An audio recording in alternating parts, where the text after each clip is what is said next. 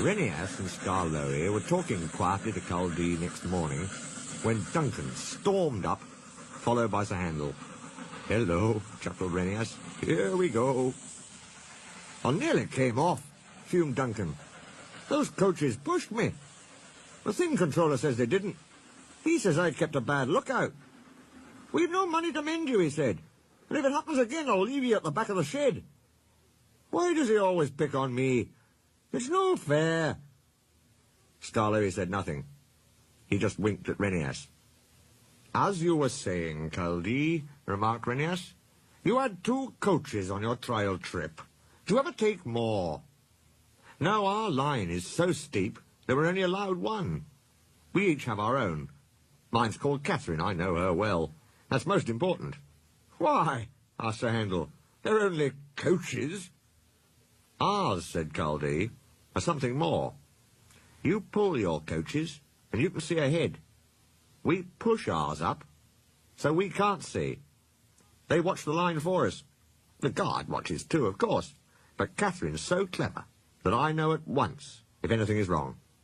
"That must take a load off your mind," said Skarloey. Culdee smiled. "But not off my buffers. Climbing's hard work and needs a lot of steam. My farmer and I have a tiring time. Coming down," he went on, "it's different. Catherine and I just roll. We need no steam for that." Sir Handel sighed enviously. "Ah, I should like that," he said. "With your automatic brakes, it sounds like a rest cure." "That," replied Culdee, "was just the mistake poor Godred made." "Who?" asked the little engines. "Is Godred?" "Godred was our number 1, and named after a king," Culdee replied. "Perhaps that went to his smoke box and made him conceited. He'd never keep a good lookout. He'd roll down the line looking anywhere but at the track. 'You'll have an accident,' I told him. 'Pooh,' he said, 'I've got automatic brakes, haven't I, and driver's got his air brake. What more do you want?' 'More sense from you,' I said.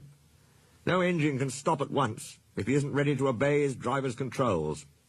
'The first thing a young engine learns,' agreed Skarloey. Godred never learnt sense.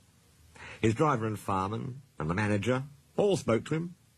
They even took him to pieces to see if anything was wrong. But he still went on in the same old way. One day I was going up and waited at a station for Godred coming down to pass me. As I waited, so it happened. One moment he was on the track. The next, his driver and fireman jumped clear as he rolled over. No one was hurt. His coach stayed on the rails and the guard braked her to a stop. They brought Godred home next day. 'We've no money to mend you,' said our manager, 'so you'll go to the back of the shed.' As time went on, poor Godred got smaller and smaller, till nothing was left." What happened?" asked Duncan anxiously. "It's not nice to talk about," said Culdee. "But what happened? Why isn't it nice?" "Our drivers used Godred's parts to mend us," answered Culdee mournfully. Sir Handel and Duncan were unusually silent, long after Culdee had gone home. Neither Skarloey nor Renias ever mentioned that Culdee had made the story up.